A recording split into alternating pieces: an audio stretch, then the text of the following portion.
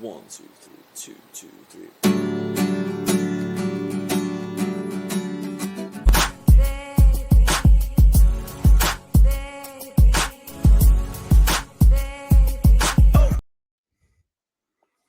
What's up, y'all? This is Mirror Music, and I'm Andrew. That's Coop, and we're about to talk about one of my favorite albums today. I'm super stoked about this.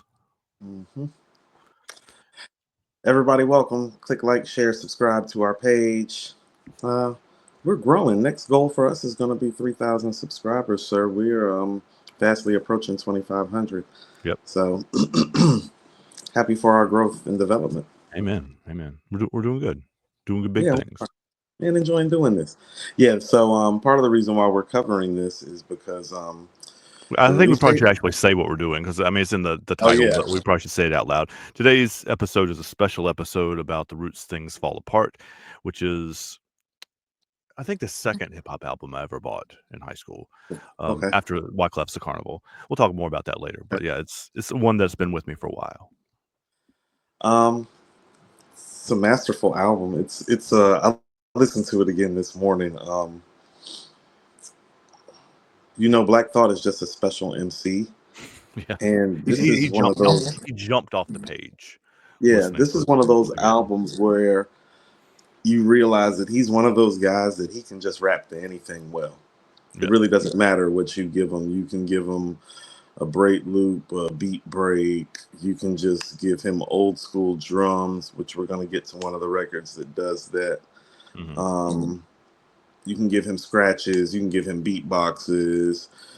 You can just give him like horns. You know what I'm saying? Like, and I'm saying all of these things because he does those things on this album. Like he raps over like every, and it's almost like you almost get the feeling that production wise that the band and everybody that's taking part in the putting together of this album production wise is trying to throw stuff at him to challenge him. Mm-hmm. That was actually my takeaway from this listen. It's almost like they are trying to challenge him.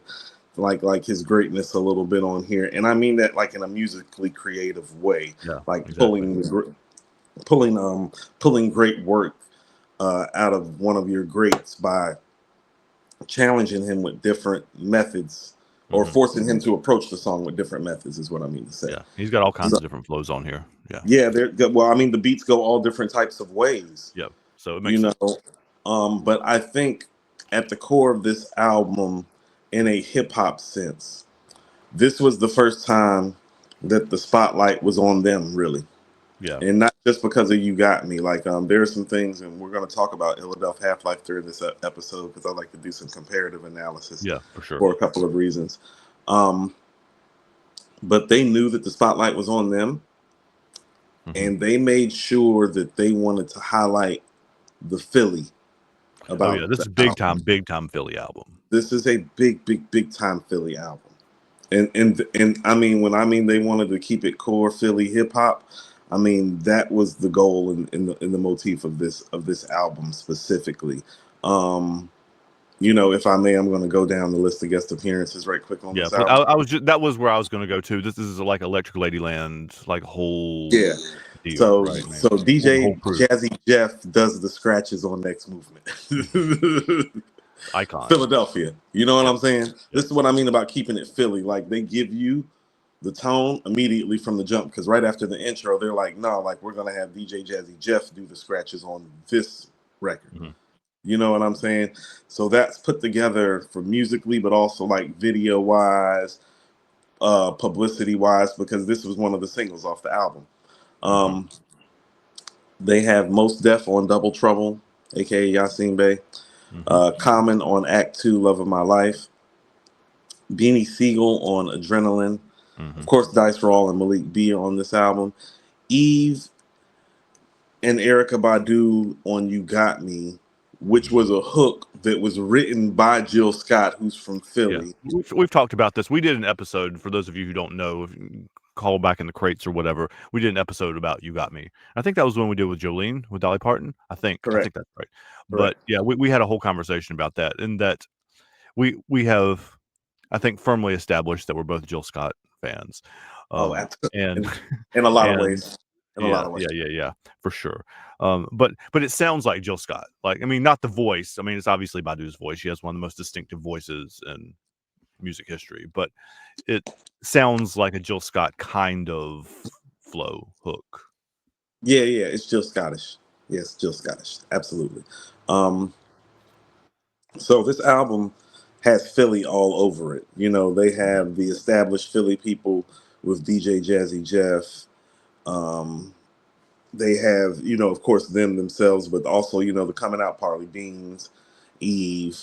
Jill Scott still got a lot of credit for this. This did help her buzz that, you know, she sung the original version of this, and the label was pretty much like, no, she's dope. Hook is great. We just need somebody bigger. You know what I'm saying? Because nobody knew who Jill Scott was at the time. And I believe that this situation is probably what prompted the name of her first album, which is Who is Jill Scott? Who is Jill Scott? Yeah. A little. This was recorded alongside Mama's Gun and Electric Ladyland too, right? Like it's. I mean, they were kind of overlapping.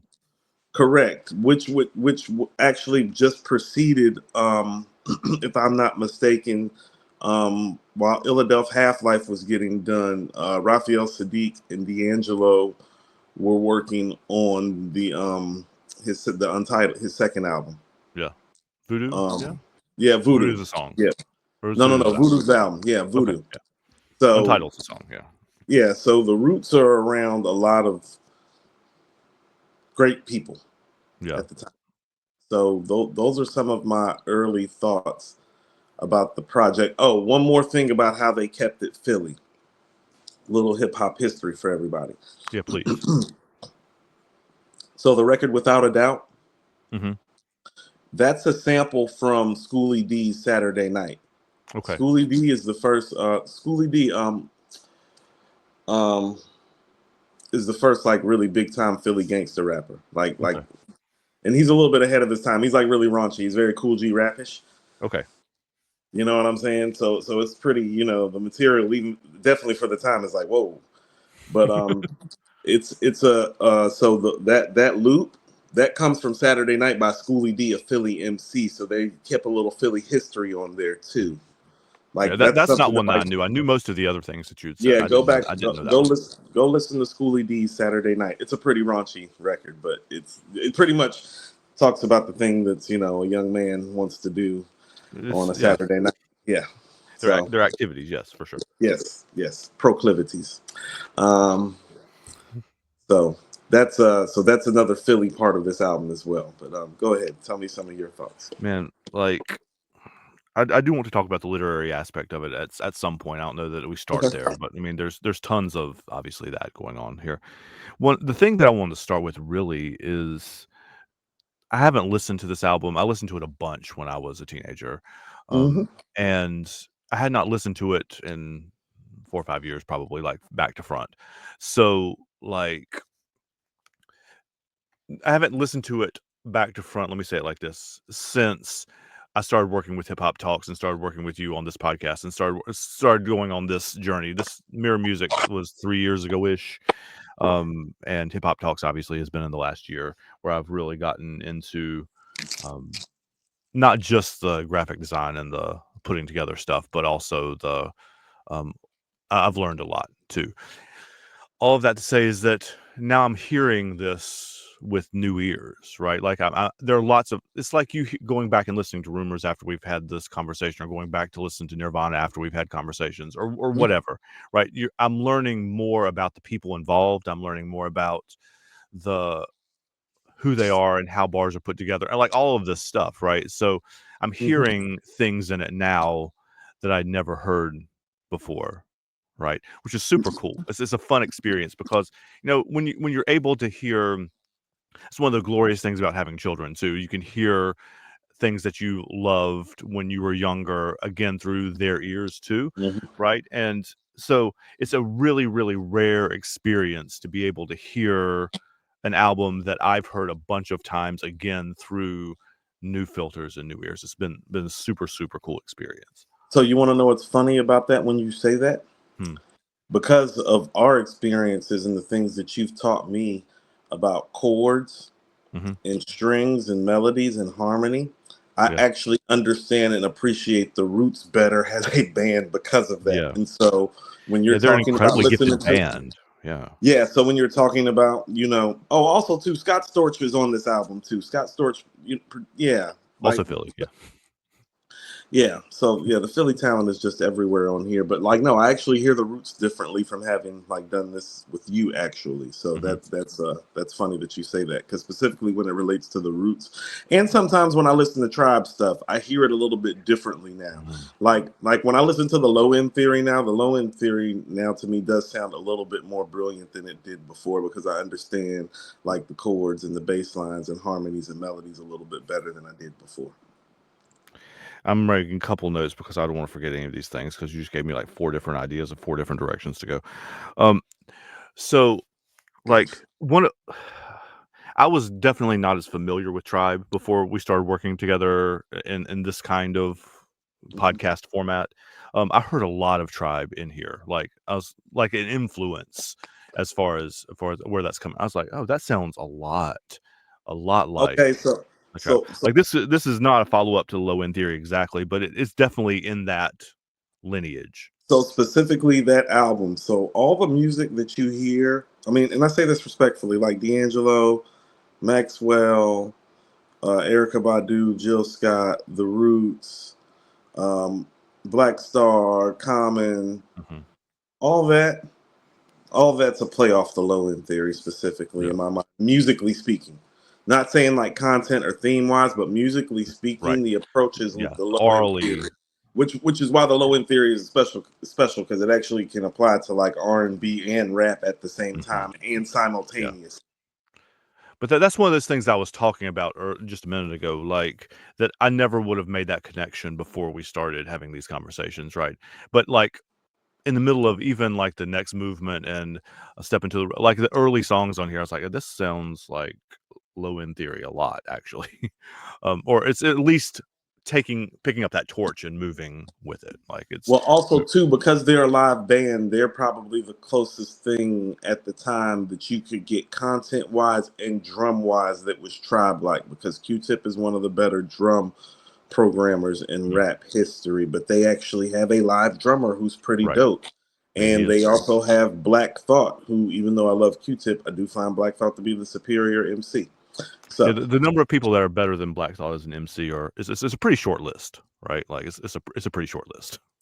So, yes, but yeah, to connecting to that, like even the Roots, even without the bars in them, which are otherworldly, but like just as a band, like if they were playing instrumentals or whatever, are incredibly, incredibly, incredibly gifted.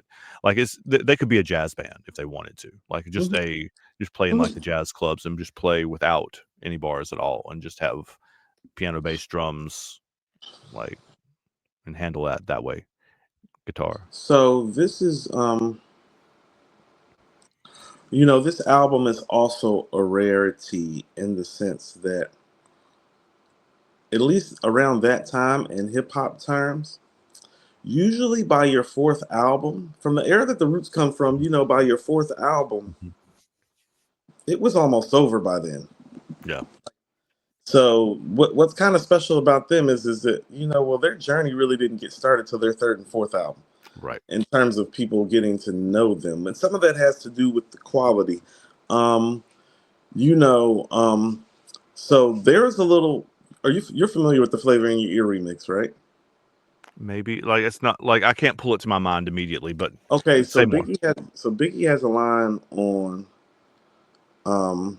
the Flavor in Your Ear remix where he says, "Disappear like the Roots, you're whack to me. Take them rhymes back to the factory." So this is in 95. So in 1995, the Roots had released their 2nd album, Do You Want More, which had I think the most popular record on there would be Proceed. Okay. I shall proceed and continue to rock the mic. Yeah, that's off that project. That's their first real kind of breakoutish kind of song. They got them some notoriety. Their first album is a really indie project called Organics. Okay, and so Biggie is big in 95, and so when he calls them whack, when you're seeing the What They Do video, which is poking fun at Big and Bad Boy, well, that's why. And that's actually the first thing that got them attention, was because they were poking fun at Big and them. But that was actually because Big had said something, and they had talked So they about were how that. responding. Yeah, but that actually did hurt their credibility. And so Philadelphia was a very, very important album for them to not get cast off to oblivion. So to go from a group that quite frankly is getting just like dismissed very easily by Biggie, and pretty much one of the greatest rap remixes of all time, like for 4 years later, them to be right here, yeah, it's pretty amazing. It's slipping bars in there about Hype Williams, etc. Right? Yeah. And also too, and I say this respectfully, of course, because you know who you're dealing with. The Black Thought that everybody knows, that guy doesn't exist till 1996 on Philadelphia Half-Life. He's not whack like Big said, but he's not great on Organics or Do You Want More. Okay? He's not. Okay. You can see potential, and you can see that he's a dope MC, but you don't see like all-time great MC excellence from him on the first two albums. On the third album is when it happens. What's important about the fourth album, and we're going to talk about this in relationship to Philadelphia. Well, this is really more of a Black Thought solo album with feature artists than it is a Roots album. A Roots album, rhyme-wise, is Malik B and Black Thought. And this album isn't that. But really, when you look at it, they only had 3 albums like that, which were the first 3. Right. And so people need to understand that because of, and God rest his soul, because Malik B is no longer with us. But, he had some personal issues and addictions that prevented him from being a part of the group in the manner that he, was early on. Right. And so it became, Black Thought featuring.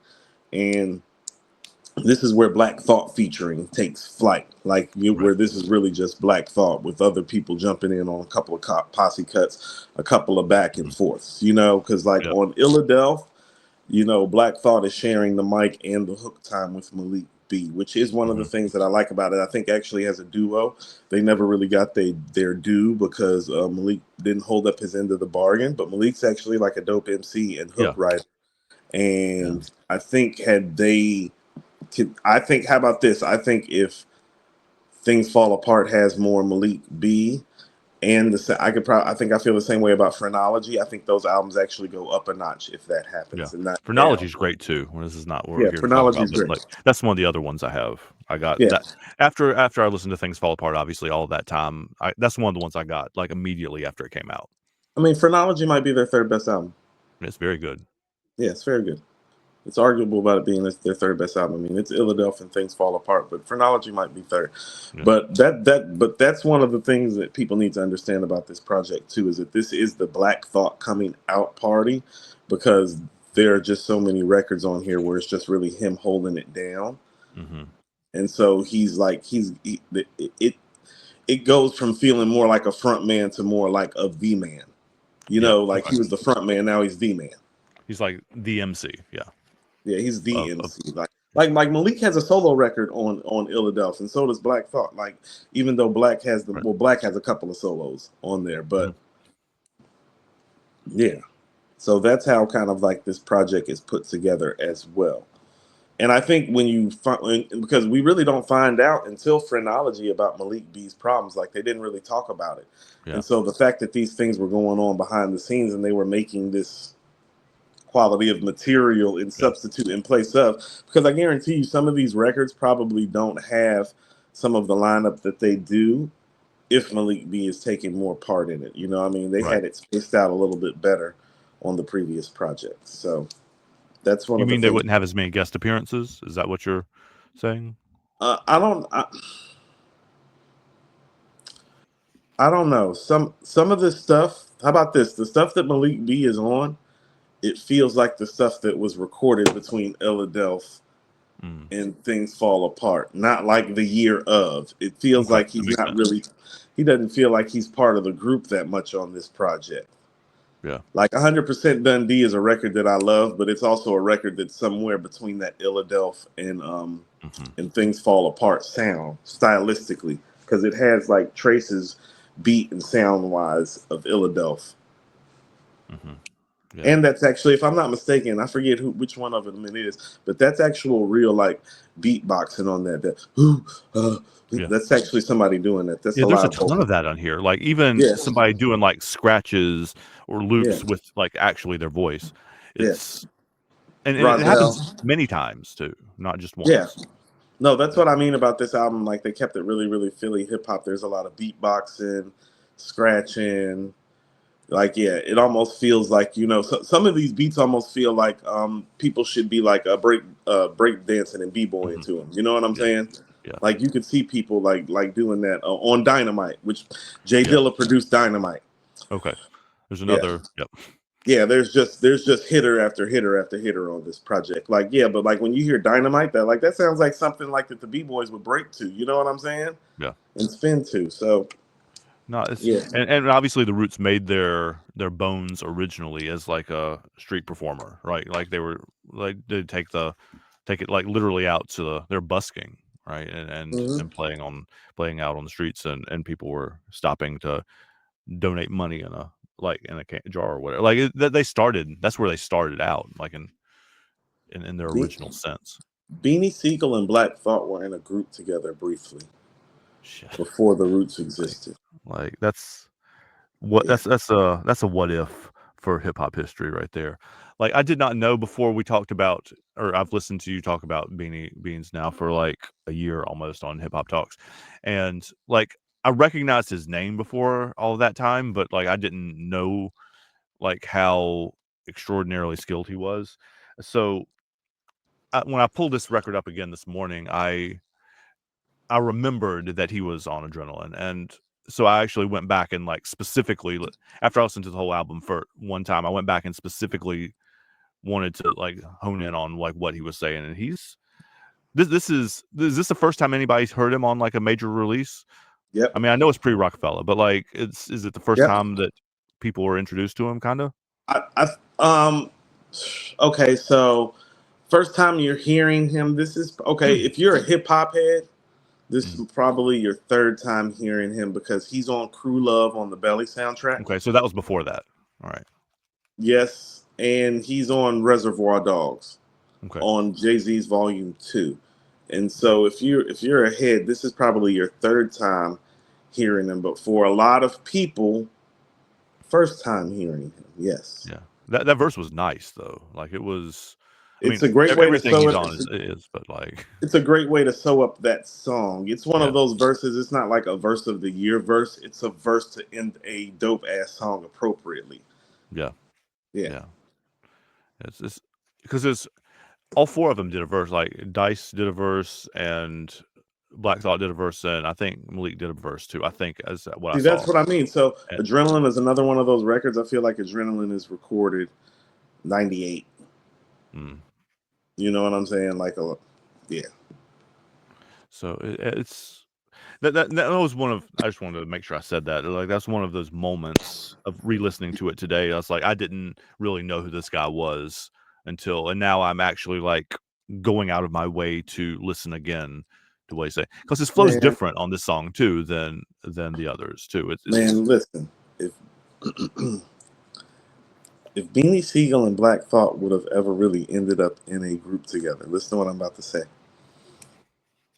I think that would be better than Jadakiss and Styles as a duo. I think that would be better than Ghost and Ray as a duo. I think that's better than Nas and AZ as a duo. And I think the only duo that actually would be able to rival it style-wise because of the differences in style and content. You get what I'm saying? It's the contrast. They definitely contrast each other. It's the contrast of it. It's Andre and Big Boy. That would be the only contrast that would so they could be Outkast type big. You get what I'm saying? And probably think about what it would have been if it was that plus actually playing with the band. And it probably would have been on some more rap shit than Outkast, because Outkast is more like your creative. I officially call it creative wizardry hip hop. Like, where it's like, well, it's got the core fundamental hip hop basics to it, but they're doing some other shit with it. They're doing funk and jazz and funk, mostly funk, really. I mean, more with Outkast, and this Things Fall Apart's more jazz-ish. I mean, everything after AT Aliens. I mean, AT Aliens is their boom bap rap album, and everything after that is like funk. Yeah, because Equipmenize funky, and like, and Stankonia is just toe jam. You know what I'm saying? It's yeah. So what do you Okay, so I'm gonna tell you what I did. I actually lined up the records, the actual songs from Things Fall Apart and Illadelph Half-Life, because it's the same number of actual songs. When you take out like the poetry and and the beatbox and the scratch, when you take those records out, it's the same number of records, which is probably like 14, 15. 14. Yeah. Which goes back to my point that I really don't do. It's hard to find great rap albums with more than 14 songs. It really, really is. That's why I told you 15. It's so hard to do. Cut off. It's hard. It's hard to make 15 dope rap songs. It's if you get the 15, which is why I hold the Purple tape so high. Yeah, because it's one of and it takes a nation. Because if I'm not mistaken, both of those records have like 15, 16 actual songs, and that's almost impossible to do.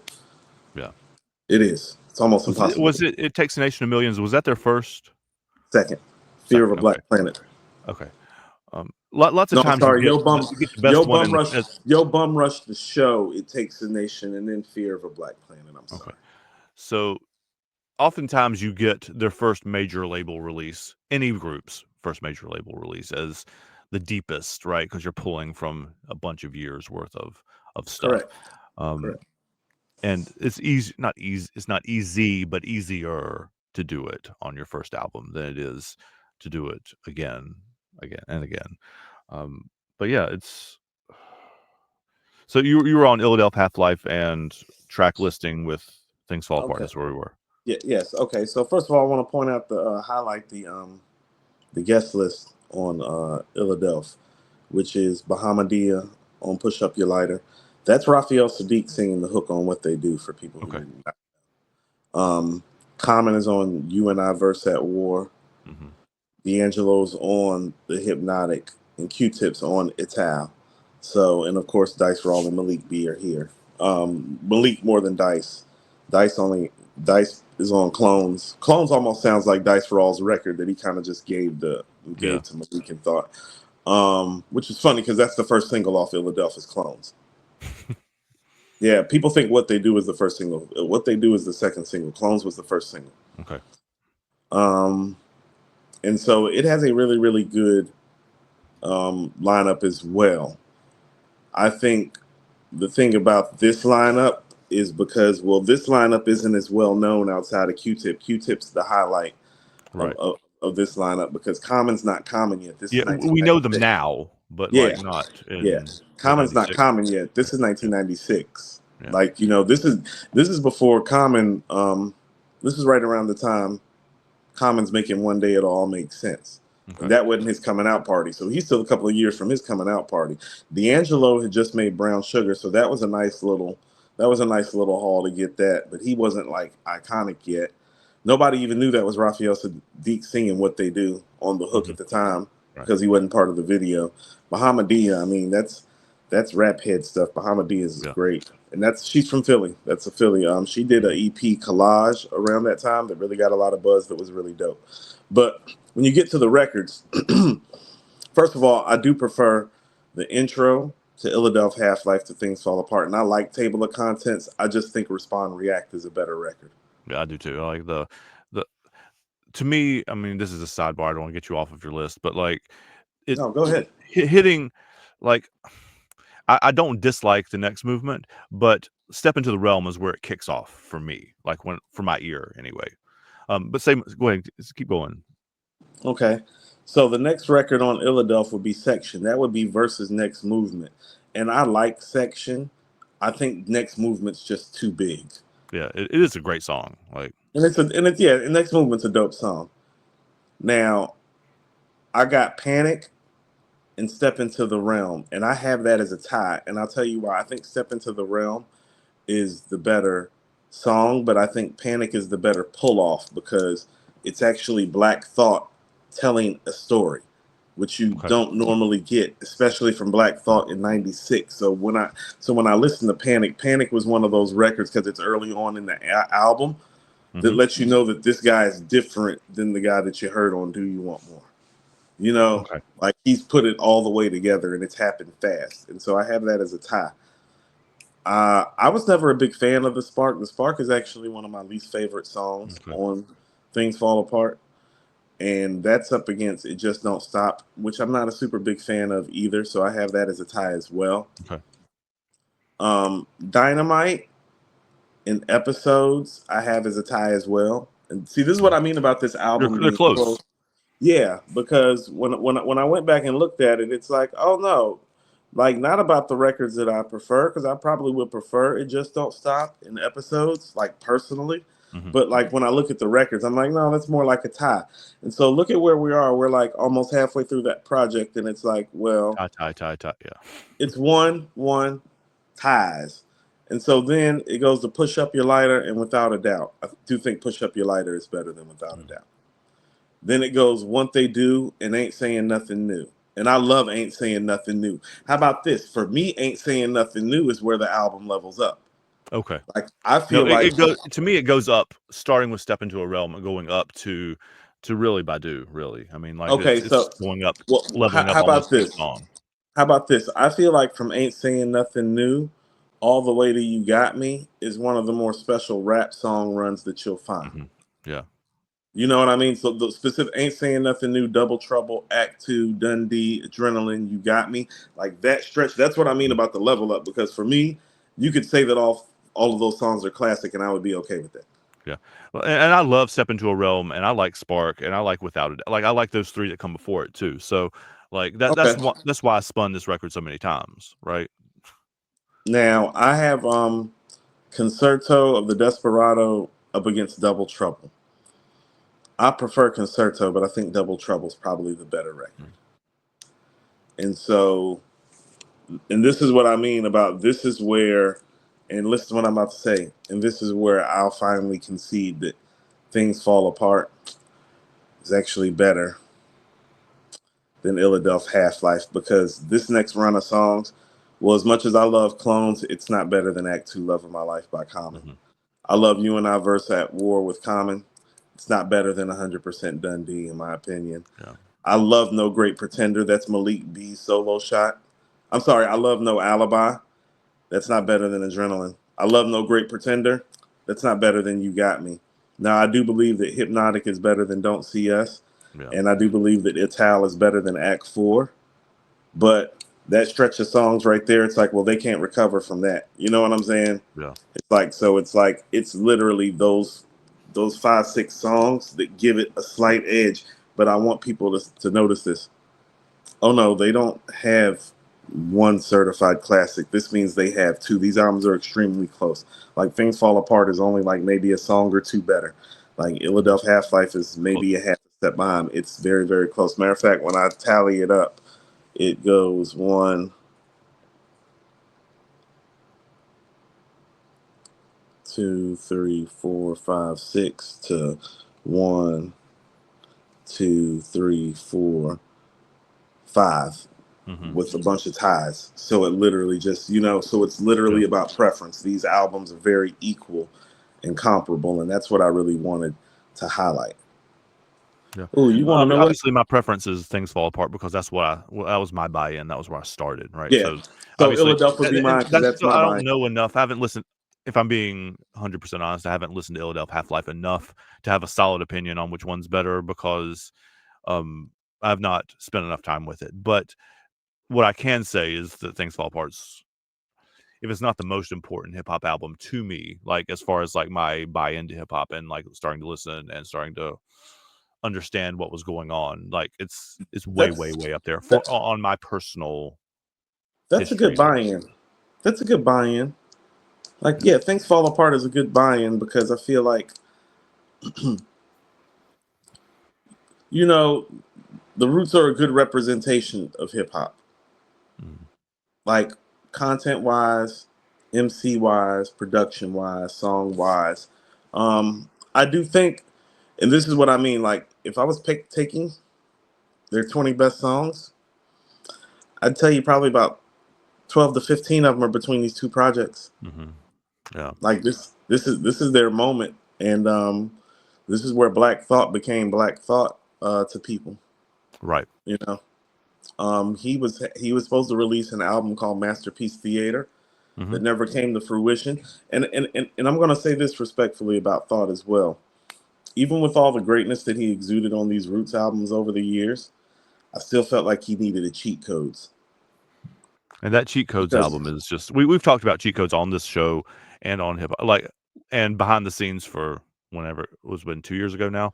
I mean, not nonstop, but I know we're both big fans of that. Yeah. I don't know. Cheat Codes is one of the 10 best rap albums of the last 8 years. Yeah, it's up there. Like, I mean, it's like Magic, KD3, Pray for Paris, Victory Lap, Daytona, Cheat Codes, From a King to a God, Alfredo. Yeah, it belongs on that list. Yeah, it's on that list. It's pretty high. It's up there. And I felt like he needed that because this has always been such a group effort by them. Even from this is what I mean. Like, well, this album does have Scott Storch, Jay Dilla, Questlove, Most Def, Common, Eve, Erykah Badu, Beanie Siegel, Malik B, it's Dice a deeper Ross. list than I recognize. That's a lot. I mean, that's why I'm saying it respectfully. That is a lot of help. Yeah. Even when you go to when you're going to Philadelphia Half-Life, and this is what I mean, that guest list would have been shorter. But when you go to Philadelphia, because Malik B is more present as an MC, there's not as much room for those guest appearances. You see, when it's really a duo, you can't have as many guest appearances when it's really a duo. So his personal situation kind of forced them to go a different route as a group because it looks more like, how about this? Here's how you need to look at it. On Philadelphia Half-Life, only 3 people outside of the camp actually catch a verse, and that's Q-Tip catching 2 verses on Ital, Common catching 2 verses on You and I Verse at War, and Bahamadia catching 1 verse on Push Up Your Lighter. On Things Fall Apart, everybody catching a verse. Yeah, that's because Malik's not there. Oh, so they're filling in where he would have. They're filling in. Yeah, they're filling in. It's not supposed to be this many guest appearances on an album that only has 14 actual songs. Yeah. They're not Wu-Tang Clan. No, there were more. I mean, it helps that they're Philly people, right? But it becomes more, like you said, of a posse cuts. But it's when I came back and looked at the track list this morning when I was going through it again, there were certainly more guest appearances on it than I remembered there being. Like it was just about every song. No, that's that. That is one of those things that, well, you can maybe take points off of the MC because you're like, well, you didn't give us enough verses for us to really say that the mic performance is all time great. But it's one of those things in terms of rating the overall project of an album that you can look at, oh, that's masterful how they put that album together, and it sounded so good and felt so good that I didn't realize how many people were on it. Because guess what other rap albums like that? Aquemini. You don't realize how many people are actually on Aquemini until you sit back and actually read the guest list to Aquemini. You're like, hold on. It's like, damn, that's a lot of people. It's like George Clinton's on Aquemini. Yeah. You're like, oh, hell, Cool Breeze is on Aquemini. Oh, hell, Backbone is on Aquemini. Oh, shit. Oh, all the Goody Mob is on Aquemini. CeeLo is on Aquemini. Erykah Badu is on Aquemini. Big Rube's on Aquemini. Raekwon's on Aquemini. You're like, oh. You're like, ooh, they got me. They got me good. They did it. That was dope. Yeah. That was dope how they did that. Yeah. That's executive production. You know who does this? Is part of the reason. This is some of the reason why he is in a lot of ways considered to be the greatest producer of all time. Dr. Dre does that better than anybody. Yeah. Go look at Dr. Dre's projects, man. 50 people in the room. He be having you, but he makes you feel like there's only 3 or 4 people there. Yep. Yeah, that's executive production. Quincy Jones, that's that Quincy Jones, like, you know what I mean, where it's like, oh no, there's a whole band playing, but all you really hear is Mike. Yeah. Yeah. It's something special, man. Mm-hmm.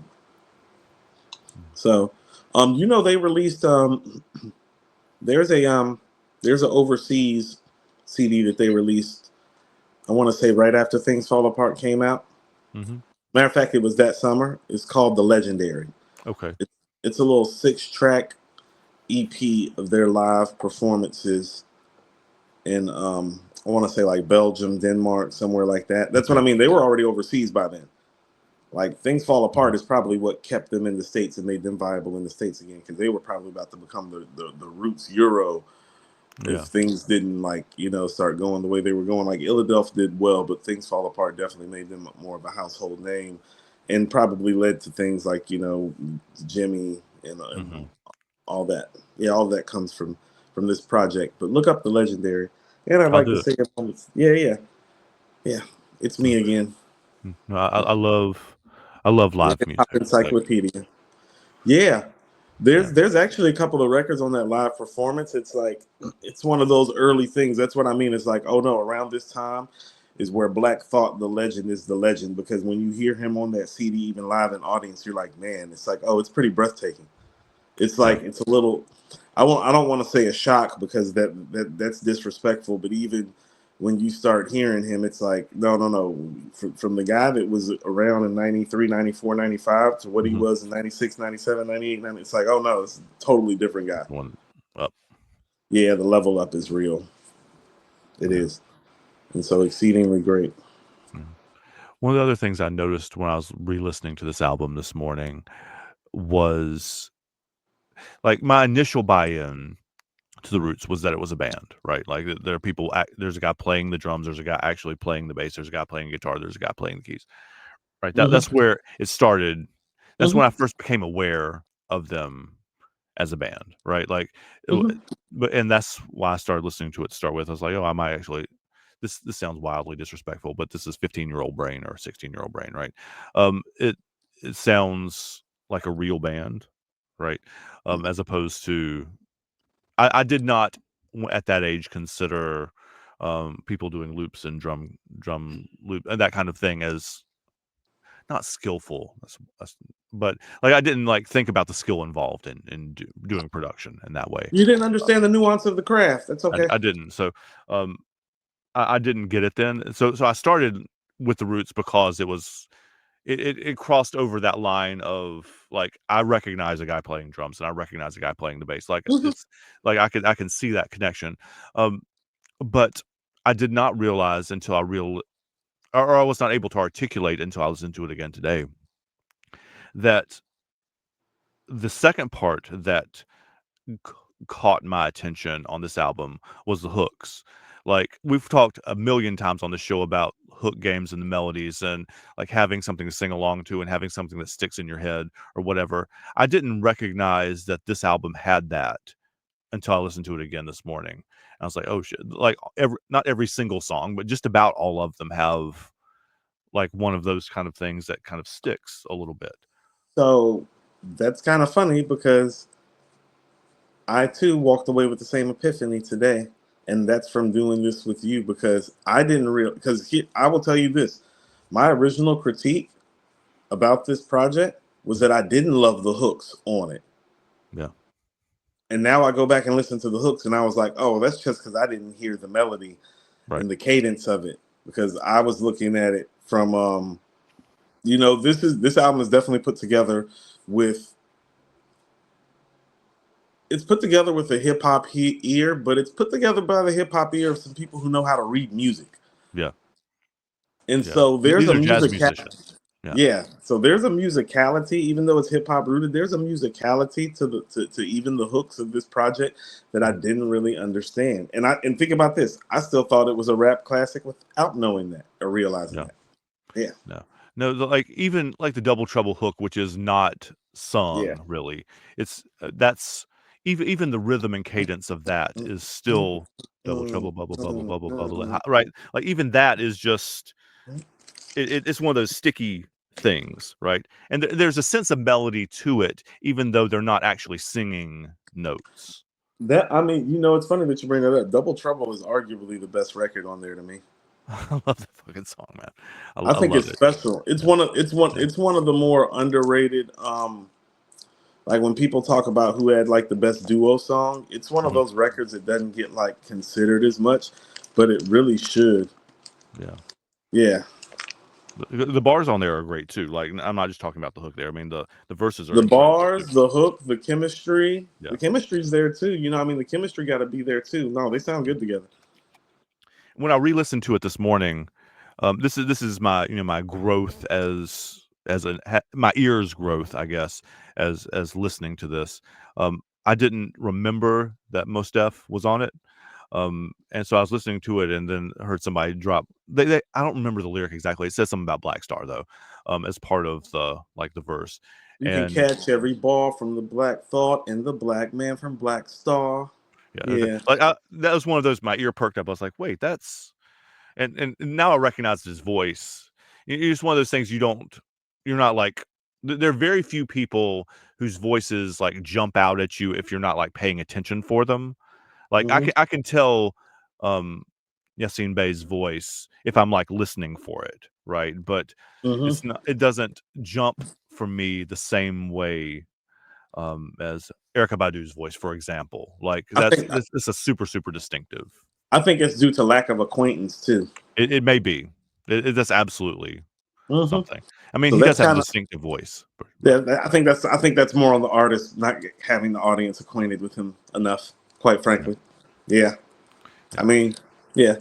I'm gonna put that one on the artist because I think the artist has the type of voice that if you were just more acquainted with him, actually, making music and actually hearing the voice, you would. I'm serious. I'm not being funny at all. Like, how about this? When Lupe comes on, you understand exactly who Lupe is as soon as he comes on, and that's because Lupe's done a lot of work that you've heard. Yep. Yeah, but I mean, how about this? When people talk about who Lupe is, like lyrically, like that's who Yassine could have been. Yeah. Like he was like that. Like how about this? Think about what Black Thought is now. Like, no, there are people that thought around that time that Yassine was better than Thought. Yeah. Yeah. And he might have been at that time, but possibility. It was a conversation at least. Yeah, like he was. This is a possibility. Yeah, he was probably better than Thought and Common at the time. Like just talent wise. Yeah. But you gotta do the work. Those guys did the work. It's the same conversation you had about Andre too. Like, I mean, you have the skills, but you have to do the thing. And you gotta do the thing. It's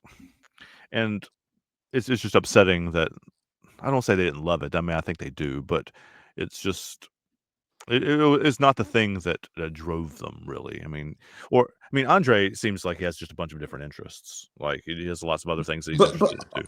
Okay. So I actually we're getting on sidebar here. Sorry, but no. Let's have the sidebar real quick, Andrew, because I sincerely had this thought when I was leaving work the other day.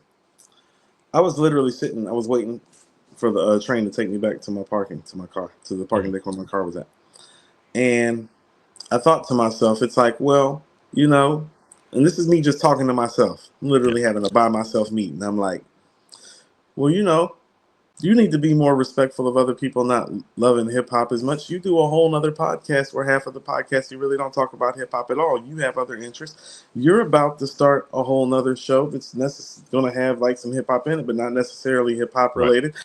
Why is it okay for you? And this is me talking to myself. Why is it okay for you to have other interests, but not okay for somebody like a Yassine or an Andre to have those other interests? And because also too, then whatever little bit of infamy or notoriety I may have, it does come via people knowing me for my hip hop knowledge. So who am I? And so here's who I am. I'm somebody that's still making it a point to bring hip hop with me with every venture that I do, because I'm very clear that people know me because of my hip hop thoughts and takes.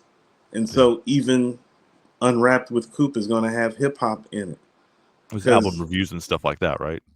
Correct. Because, well, how can I just forget why people know me and how people know me?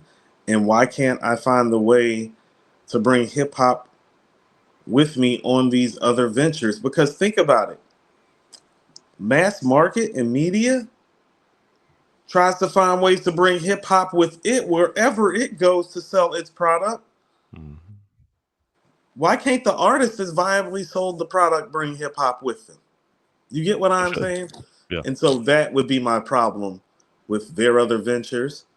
And that would be the difference between me and them. But I did keep it real with myself and literally asked myself that question literally last night. Because I was like, I don't want to be a hypocrite. I don't. And sometimes we are hypocrites. That happens. Of course. You know what I'm saying? But when I really thought about it, it's like, nah, it's the way they try to make it seem like hip hop ain't like that. It's like, well, hip hop made That's you who the you are. issue, right? Yeah. And so it's like, yeah. So yeah, I got other ventures. I got other ideas. I mean, Andrew, I got a meeting today. Ain't got nothing to do with hip hop, and it might do more for me, than hip hop ever did financially, including YouTube for all these years. So, you know what I'm saying? I'm not saying you're not supposed to have other ventures and other interests, but I'm just very clear as far as people being acquainted with me. Mm-hmm. Hip hop, hip hop, hip hop. Okay, back to the normally scheduled program. You want to know what? You should you know what? We should chop up that whole Beanie Siegel Black Thought thing. Yeah. Look at Wrote this. the note down. I wrote it. It's like, where'd it? Right here, Yeah. top left. Like that's one of the things I wrote as it was happening. It's like I should cut that shit right there. That's I just thought about that when I was saying that. Yeah. That's a great mind. Yeah. So overall, so what I would tell you is that okay, this is kind of like Things Fall Apart is your quote unquote gateway drug into hip hop. Yep.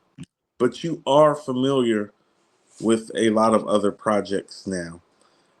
And so when I look at a project like Things Fall Apart, I consider the low end theory to be the measure. Right. It's the measuring stick. It is. Okay. Is that a fair measuring stick? Yeah, that's absolutely fair. That is the measuring stick, sure. Okay. So where does it fall on that measuring stick? And I'm just going to give you a couple of other albums, and you tell me where you think it falls. Do you think Things Fall Apart is better than Like Water for Chocolate by Common? Are we talking objectively, or are we talking about Objectively? Objectively? Yeah. This is like right at. It hurts my heart. like, do I think it's better? Yeah, like I like it better, but is it? Let's just call it a tie. Yeah. I think the albums are extremely close, by the way. Yeah. Just so we're clear. I think they're both classic albums. I think they're great. I would probably tell you that I personally would prefer Like Water for Chocolate, but some of that has to do with the fact that I prefer Illadelph to Things Fall Apart. Right. So we can tie that. Do you think it's better than Black Star's first album? Yeah. I agree. Do you think it's better than De La Soul Stakes is High?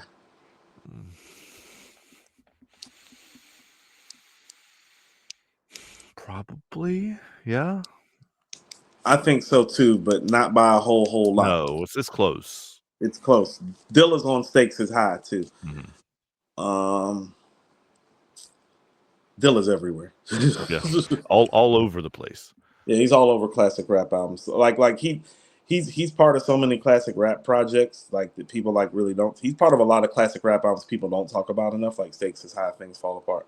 Sidebar real quick. I want to say this out loud.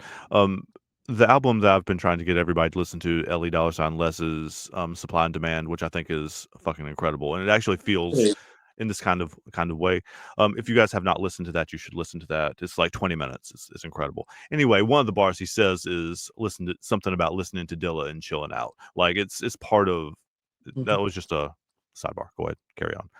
Okay, so this brings me to my point. Well, is it better than Midnight Marauders with my Tribe Called Quest?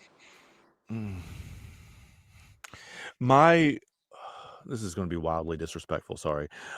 My thought while I was getting ready for this, taking a shower, cutting my hair, etc., this morning, was that, in my uncultured opinion, this Things Fall Apart could be seen as the rightful heir to Low End Theory more so than Midnight Marauders.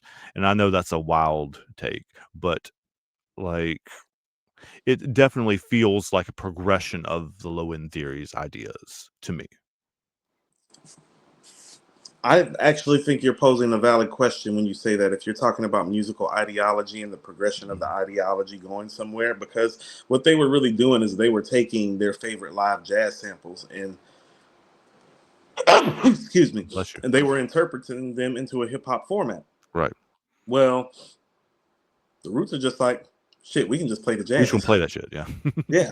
No, and that is progression, to go from having to, go to your favorite record store and buy the record and play the record and find that piece and part that you want to take and bring it over. And this isn't they used to have to work. You know what I'm saying? You can't just stick a USB. That's where the phrase "digging in the crates" comes from. Yeah. Correct. So yes, if you're talking about the ideology of the progression, I just don't know if, and this is what I would tell you. Well, I know it's not better than the Low End Theory. I don't think it's better. I don't think it's better than Midnight Marauders, but I would tell you that it's conversational about the rest of those pieces, including maybe a couple of other De La's pieces. And so I think we should actually do a poll, like where we put up Like Water for Chocolate.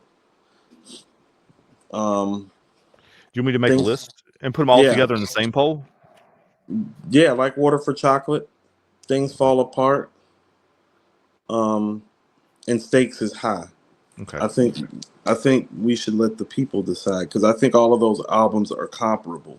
Yeah, they're all in the same conversation. If I was working in my personal order, it would go Common, Roots, De La, if I'm working in order of how much I love each project.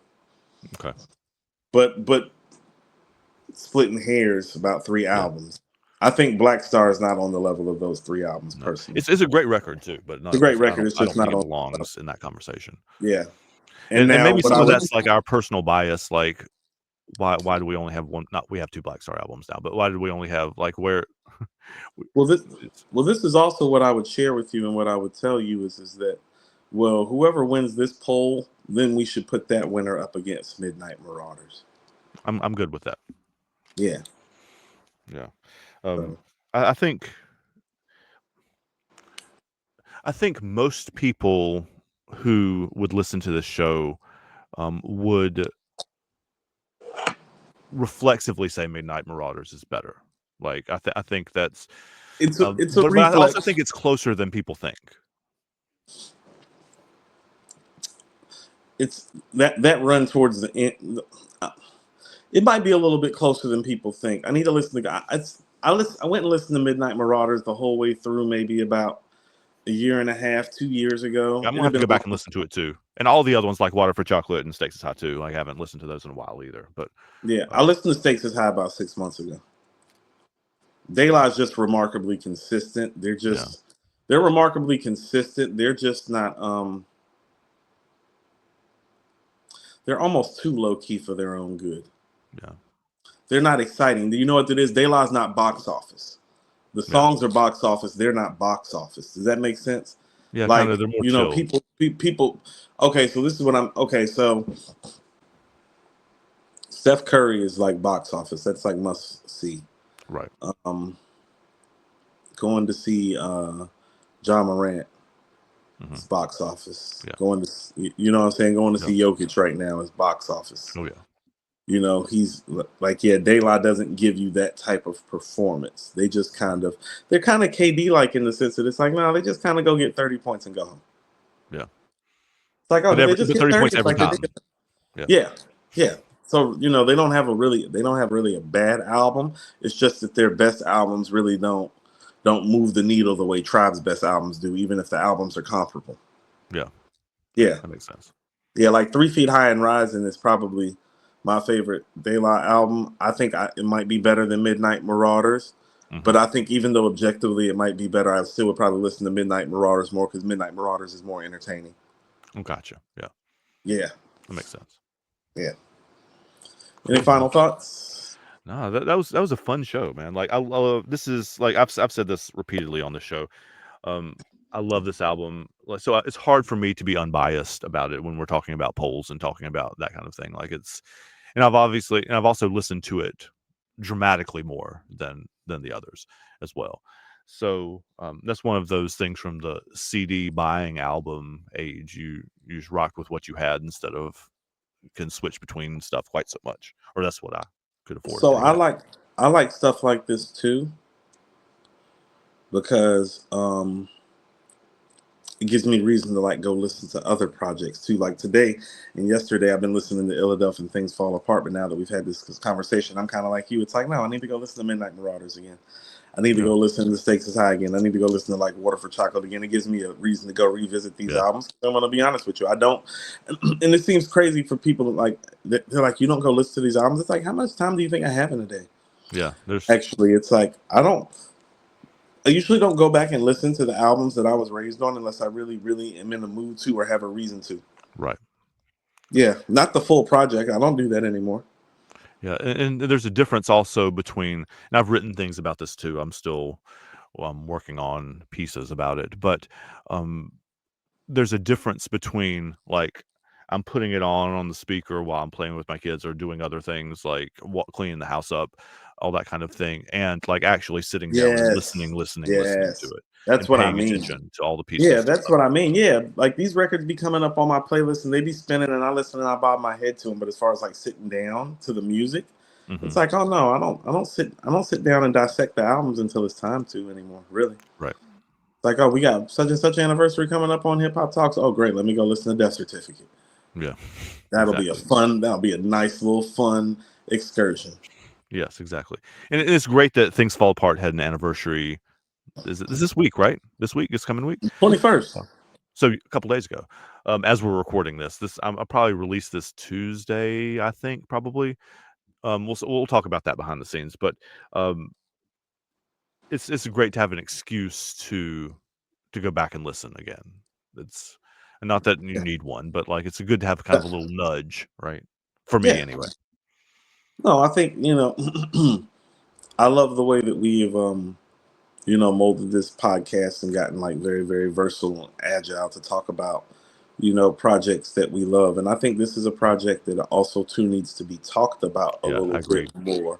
It doesn't get talked about nearly enough. Well, I mean, I say this, and this is what I mean. Okay, so I've understood something now from doing hip hop podcasts. Like next year will be 5 years I've been doing podcasts on YouTube. Mm-hmm.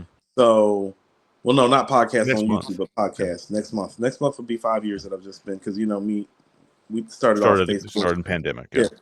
Facebook Live, IG Live first, and then transferred to YouTube a year later. But in all my years of doing this, one thing that I've really, really realized is that I see very, very clearly who and what moves the meter. Mm-hmm.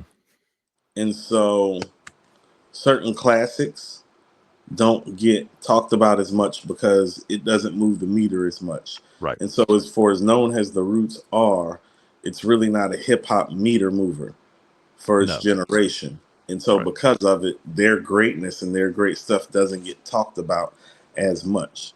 It's a snake eating its own tail kind of deal, right? I mean, like people talk about 50 and Eminem more because they move the meter more, which well, I mean, they've sold the most. They should. I mean, like I'm not saying that they shouldn't. I'm just saying people talk about it more because they move the meter more, and then they move the meter more, so people talk about like it. So it's just a circle. Even in respect to their own stylistic compatriots. So Common has become more famous and more popular than them, and so his stuff is even talked about more. Like we talk about B and like Water for Chocolate more than we talk about Things Fall Apart in Philadelphia Half-Life. Correct. But that's because of the star that Common has become. You get what I'm saying? Right. It moves and Common now is not just a hip hop star. He's a cultural icon and an actor, and has the Kanye affiliation as well. Right. Yeah. And the Kanye production, and so that's how it happens. Even with somebody that's literally making the same stylistic approach and music, and you've done records with the person, even their classic stuff kind of gets talked about more. But it's like Anthony Hamilton told me over 20 years ago, there's room for everybody on the stage. So we just gotta make sure that we're putting people up on the stage because it's great to have these conversations. Yeah, I agree. Yeah. The conversations are getting better. That's the last note I wrote, is that the conversations are getting better because we know more about stuff. Like I feel more facility in talking about hip hop music now than I did 3 years ago. Like the conversation that we just had just now, I couldn't have done that 3 years ago. So our shows are better, quite frankly, because we don't have to ask each other questions that we had to ask each other to get to the process and to the point of not having to ask the questions in the middle of the conversation and just now have the conversation. Yeah. Yeah. It's awesome. Thanks y'all for hanging out. This is a special episode on The Roots Things Fall Apart. Please like and share and subscribe and all of those things, especially subscribe. We're trying to get those numbers up. So make sure if you know somebody else who loves The Roots, share this with them, with the band, with whoever. Getting close to 2,500. 3K is next. Yep. Yep. All right, Matt. Guys, see y'all later. Take care.